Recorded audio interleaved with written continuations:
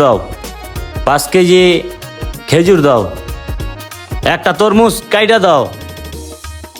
ভাই শুনেন, যা দিবেন সব ভালো ভালো দিয়েন।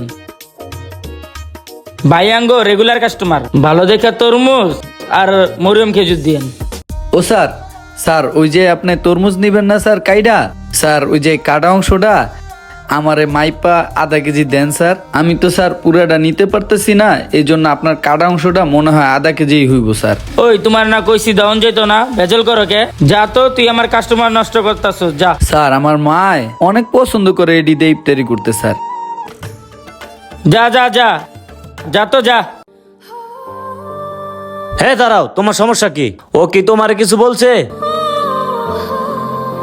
এই এদিকে আসো, একটা তরমুজ দিয়ে দাও, 1 কেজি খেজুর দিয়ে দাও।